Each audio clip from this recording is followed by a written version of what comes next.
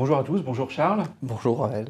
Nous allons aujourd'hui parler des nouvelles tendances de la connectivité bancaire et il nous semble intéressant de faire un retour d'expérience sur votre projet et sur l'entreprise Criteo. Donc moi je m'appelle Raphaël Adeline, je suis responsable des initiatives stratégiques chez Kyriba pour l'Europe du Sud et j'ai le plaisir d'animer cet échange aujourd'hui. Charles, je vous laisse présenter votre parcours et Criteo. Oui, tout à fait. Bon, parcours, ça va être très rapide. Je suis aujourd'hui donc directeur de la trésorerie et des financements chez Criteo. Criteo est une boîte d'AdTech, donc une boîte technologique qui a été créée en 2005 et qui a réalisé un peu plus de 2 milliards de chiffre d'affaires en 2020. Comme mentionné sur ce très joli slide, nous opérons à travers 28 bureaux dans le monde et de façon plus importante, puisqu'on va parler de flux dans les minutes à venir, nous avons actuellement plus de 20 000 clients et plus de 15 000 fournisseurs dans plus de 100 pays dans le monde. Parfait. Et alors, l'innovation est un point qui est aussi important pour Kyriba. Depuis la genèse, Kyriba innove sur son marché. Et l'innovation, elle est portée aujourd'hui par plus de 800 salariés, mais également 2000 clients qui sont répartis sur l'ensemble du monde.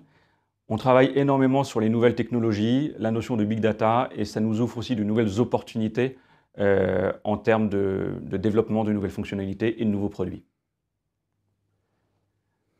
Alors, j'ai une première question. Je voulais revenir sur la genèse de votre projet.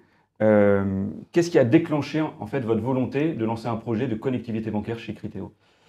Le diagnostic a été assez simple. Nous avions un taux de croissance à l'époque de plus de 70%, avec un développement international à marche forcée.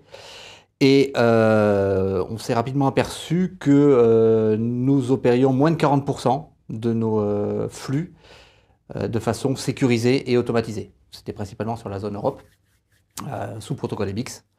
Et le reste du monde était opéré via des web banking qui étaient plus ou moins intégrés avec nos systèmes, donc avec une lourdeur manuelle qui était très importante et des manques en termes de sécurité.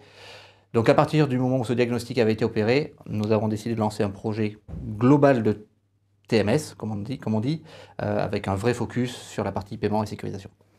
Quelques mots complémentaires donc sur l'architecture que nous avons aujourd'hui en place. Nous recevons quotidiennement les relevés bancaires de 100% des comptes bancaires que nous avons ouverts dans le monde entier, au nom de nos différentes entités opérationnelles. Et nous opérons depuis Paris plus de 99% des paiements de toutes les entités opérationnelles du groupe, où qu'elles soient dans le monde. Ceci, que ce soit en routing, avec les flèches bleu clair que vous pouvez voir sur le slide, ou en paiement effectif, qui sont les flèches un peu plus sombres. Et en 2020, nous avons effectué plus de 100 000 paiements en utilisant cette architecture. D'accord. Et j'ai une petite question par rapport à l'organisation. Comment vous avez organisé, on va dire, ce cadencement et ce projet?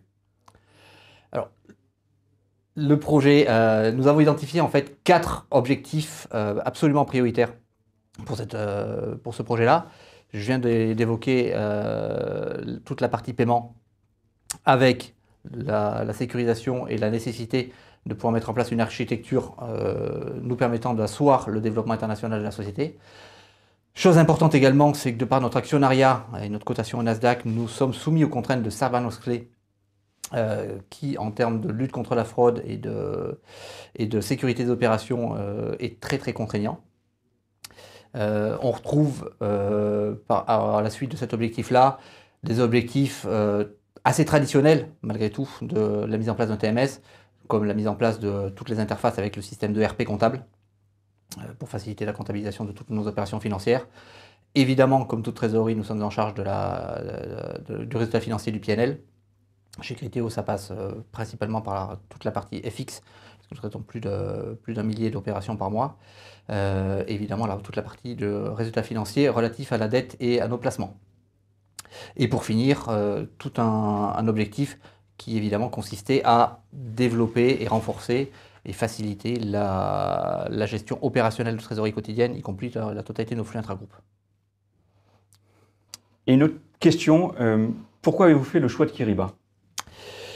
Tout d'abord, nous avons fait le choix avec notre département IT de d'implémenter un outil SaaS.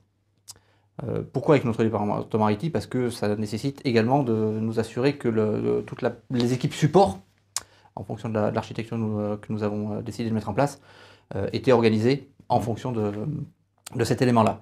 Ça, c'est assez important. Et puis, je vais réinsister sur l'aspect, la nécessité pour nous de mettre en place une architecture qui était à la fois robuste et tout à fait scalable d'un point de vue international, de par les ouvertures de pays qui, à l'époque, étaient au Canada, en Corée, en Inde, pour ne citer que celle-là.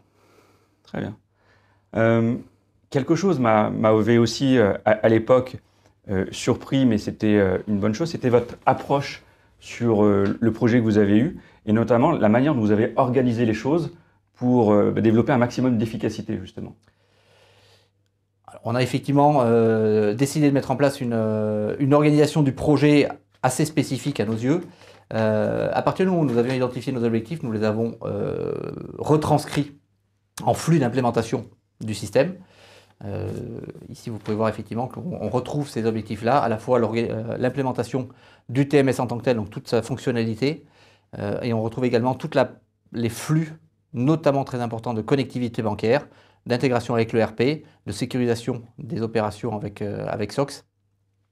Et donc tous ces flux-là, une fois qu'ils ont été identifiés, ont été transcrits en objectifs, et nous avons mis en place les équipes et l'organisation du projet en fonction de ces objectifs-là. Donc nous avons mis en place une organisation avec un PMO engagé par Criteo, qui était l'interlocuteur privilégié du PMO côté Kyriba. Nous avons également eu recours à un consultant fonctionnel pour tout le déploiement fonctionnel de la solution. Et très important, à nouveau, sur la connectivité bancaire, nous nous sommes appuyés sur un consultant dédié à cette connectivité-là. Ce flux-là étant, comme nos interlocuteurs le savent peut-être, souvent problématique en termes de coordination, puisque c'est un flux tripartite entre les opérations du TMS, le client, donc l'entreprise que nous sommes, et les banques, quelle que soit leur localisation. Et de par notre déploiement international, nous sommes allés jusqu'à des banques en Australie, en Corée à nouveau, et dans tous ces pays-là. Absolument. Alors je tenais à souligner quelque chose également, c'est que c'est aussi possible parce que Kyriba a une stratégie de formation de consultants partenaires externes. Aujourd'hui, on a développé ce qu'on appelle le Center of Excellence qui permet de former des centaines de consultants. Aujourd'hui, on a 500 consultants externes à Kyriba qui sont capables de faire de l'implémentation Kyriba, tant sur les parties TMS que sur les parties purement connectivité bancaire, et ce qui permet de pouvoir créer, on va dire, des équipes dédiées et des équipes adaptées à une configuration et à un état d'esprit d'une entreprise, on va dire. Après, cela ne nous a pas empêché de devoir adapter forcément en cours du projet les différents flux. Et notamment, nous avons découpé nos lots bancaires en fonction de la réactivité de nos interlocuteurs dans les différents pays en deux, avec un premier lot prioritaire que nous avons appelé le lot A, qui a été mis en place en 9 mois en termes de projet, et un deuxième lot B qui a été mis en place 3 mois après, avec des banques pour lesquelles la mise en place de la connectivité était un tout petit peu plus compliquée, mais en moins d'un an, la totalité du périmètre était déployée. D'accord, donc 100% du périmètre déployé en moins d'un an. Est-ce que justement, vous pouvez un petit peu faire un focus sur l'architecture que vous avez mise en place et ce que ça vous apporte concrètement aujourd'hui? Oui, bien sûr, évidemment. Le choix fort qui a été fait et qui a été favorisé par le fait que nous avions la capacité de repenser la totalité de notre flux de paiement a été une centralisation très poussée de nos opérations. Un ERP opéré en centrale en France, un système de trésorerie, Kyriba en l'occurrence, également opéré par une équipe de trésorerie totalement centralisée à Paris, pour opérer la totalité des comptes bancaires du groupe, où qu'ils soient dans le monde. Nous n'avons pas une architecture de Payment Factory en tant que telle via une entité dédiée, mais nous avons une architecture de Payment Factory dans le sens où nous opérons depuis un TMS unique la totalité des comptes bancaires de nos entités opérationnelles, où qu'elles soient dans le monde.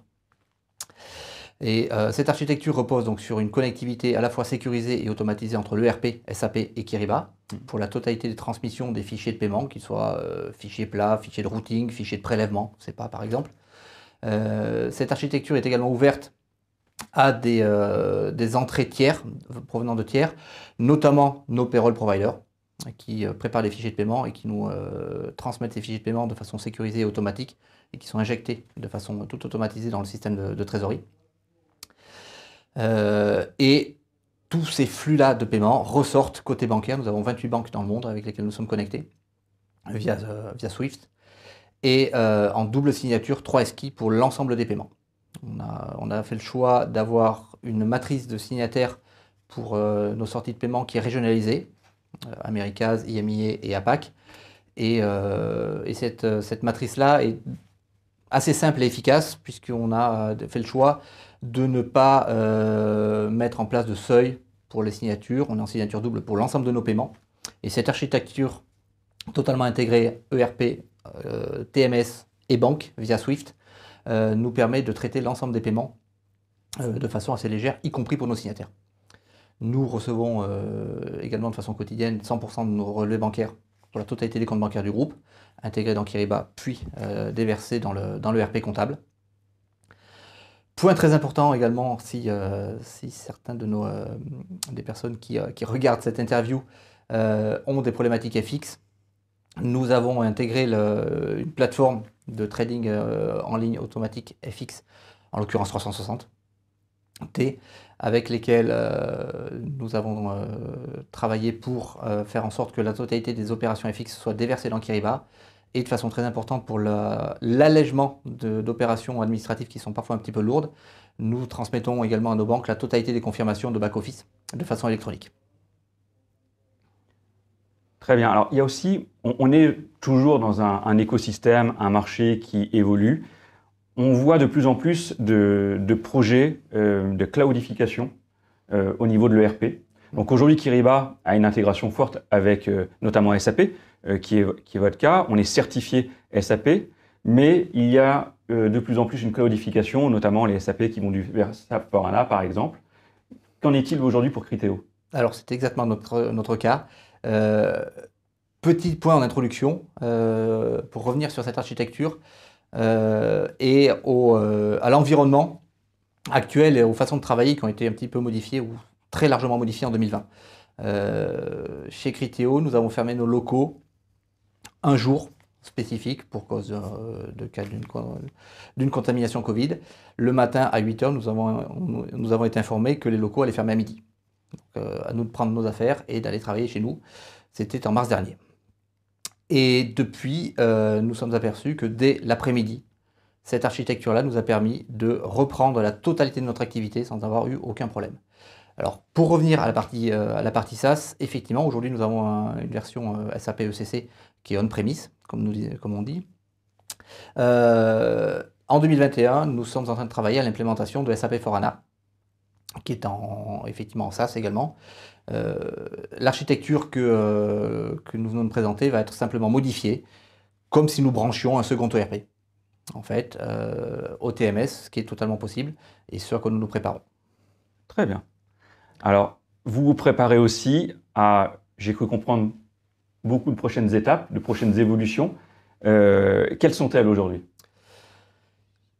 Évidemment, la connectivité SAP S/4HANA, qui a quand même pour objectif de refondre la totalité de l'ensemble de notre gestion, ce qu'on appelle les sub-ledgers, donc la comptabilité auxiliaire. Ce qui a quand même beaucoup d'impact côté TMS.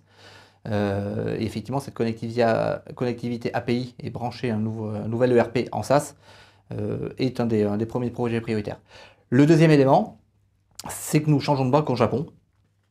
Et à ce titre-là, nous allons nous appuyer sur la capacité open format que vous nous avez proposée il y a quelques semaines pour nous permettre d'accélérer, d'être beaucoup plus réactifs et efficaces dans le déploiement de nouveaux formats bancaires, notamment avec notre partenaire au Japon. Ça nécessite évidemment d'avoir des compétences en interne, informatique, en support. Nous les avons, donc nous considérons que c'est très très favorable de pouvoir nous appuyer sur ces compétences que nous avons en interne au sein des équipes Criteo pour pouvoir gagner en flexibilité dans le déploiement de ces formats. Absolument. Troisième élément, le module BAM. Autant j'ai pu me satisfaire de la robustesse et de la sécurité de nos opérations de paiement dans une organisation de travail à distance qui nous a été imposée en 2020, autant concernant la gestion des droits, des pouvoirs bancaires, je ne peux pas considérer que cela a été très confortable. Ça reste des opérations qui sont un petit peu lourdes, avec pas mal de paperwork, comme on dit. Donc la première étape pour nous va être de revoir la façon dont on structure et dont on organise cette gestion des pouvoirs et leur mise à jour au travers d'un outil un petit peu plus robuste que nos simples fichiers Excel de suivi, d'où l'intérêt d'avoir ce module BAM. Prochaine étape, on verra comment est-ce qu'on gère la relation et la réplication de ces droits-là avec les banques. Mais pour l'instant, sur 2021, nous focusons sur la partie BAM. Quatrième élément, Swift GPI. Comme je l'ai évoqué en introduction, Criteo est présent dans 28 pays, mais nous opérons dans plus de 100 pays dans le monde. Ce qui a pour conséquence de multiplier les flux internationaux pour nous. Et Swift GPI va nous apporter un certain confort dans le suivi de tous ces flux internationaux, à la fois à l'entrée comme à la sortie, avec un statut précis, avec un statut précis du paiement, avec une identification des différents frais qui sont prélevés au cours du process de paiement. Et nous comptons beaucoup sur Swift GPI pour améliorer la relation avec nos clients et nos fournisseurs à l'international, grâce à une meilleure visibilité. La cerise sur le gâteau, pour quelqu'un comme moi qui a vécu un closing d'acquisition un vendredi après-midi avec plusieurs dizaines de millions de dollars qui ont été égarés au milieu de l'Atlantique par la banque qui traitait notre fichier de paiement, cela devrait nous donner un certain confort si le cas devrait se reproduire, pour clairement identifier où se trouve le fichier de paiement et les flux associés. Très bien. Un nouveau sujet pour les banques, pour les corporates, ça va être l'ensemble des, ce qu'on appelle nous les API avec les banques pour aller vers le monde de l'instant. Qu'est-ce que vous attendez de ces innovations-là? Et d'après vous, qu'est-ce que ça va changer dans votre approche et dans votre métier? Alors, le côté instantané, effectivement, d'une connectivité API peut avoir un grand intérêt pour une société de tech comme nous, notamment pour identifier des flux à l'arrivée et permettre le lancement immédiat du service auprès d'un client dont le paiement aura été identifié de façon instantanée. Je veux dire, lorsqu'un client nous paye en prépaiement, par exemple, via un virement, le temps de réaliser le virement, pour peu qu'il soit réalisé après le cut-off, de récupérer le relevé bancaire, même si on est sur un rythme quotidien, de réaliser le rapprochement bancaire nécessaire pour affecter le flux à ce client-là, ça peut aller jusqu'à une semaine. Donc effectivement, de pouvoir réaliser une connectivité et une information immédiate du fait que le client a payé et que nous pouvons lancer une campagne de façon instantanée pour lui, pourrait être un vrai plus. Également, sur les flux à l'arrivée, nous comptons nous appuyer sur des API pour grandement améliorer notre capacité de rapprochement ou d'allocation automatique des fonds à l'arrivée et d'être beaucoup plus performant sur cet aspect-là. Très bien. Sachez aussi qu'on a développé un pôle produit API chez Kyriba. Aujourd'hui, quelques banques américaines sont déjà en production et on travaille activement, notamment avec des banques françaises et européennes, pour justement avoir des offres qui puissent sortir très rapidement. Charles, merci beaucoup pour l'ensemble de ces explications, pour nous avoir justement expliqué un petit peu quel a été votre projet, comment vous l'avez designé et les résultats que vous avez pu obtenir. Donc félicitations. Merci beaucoup. Les paiements devraient pouvoir être effectués en toute simplicité, mais ce n'est pas le cas. Pourquoi? La réponse tient en un seul mot, complexité. La plupart des entreprises disposent de plusieurs systèmes de paiement qui se connectent à plusieurs banques dans plusieurs pays et devises. Sans parler des nombreuses personnes ayant différents niveaux de pouvoir qui lancent et approuvent des paiements. Tout cela représente des efforts et des coûts importants. En fait, le simple fait d'ajouter une nouvelle banque ou un nouveau format de paiement peut entraîner une dépense à 6 chiffres. Pire encore, toute cette complexité crée un environnement propice aux erreurs, à la fraude et à la cybercriminalité. Mais une solution simple existe. Kyriba Payments. Kyriba propose une plateforme unique qui offre la connectivité bancaire, la transformation de format, le contrôle de workflow standardisé et la détection des fraudes pour tous les paiements. Voyons comment cela fonctionne, en commençant par le contrôle des paiements. Kyriba permet la standardisation des contrôles des paiements pour que seuls les paiements autorisés soient exécutés. Les politiques de paiement, les procédures d'approbation et les limites sont numérisées et automatisées. Vous pouvez donc facilement appliquer votre politique de paiement. Les risques de fraude et de cybercriminalité sont également réduits. Passons maintenant à la transformation automatisée de formats. La bibliothèque de formats prédéfinie de Kyriba prend en charge des dizaines de milliers de formats dans le monde entier. Cela évite aux services informatiques d'avoir à prendre en charge des projets de paiement coûteux à partir d'un ERP. En combinant la transformation automatisée de formats et la connectivité bancaire, Kyriba permet au DSI de ne plus avoir à gérer la principale difficulté liée au paiement ERP. La connectivité intégrée vous procure un énorme avantage.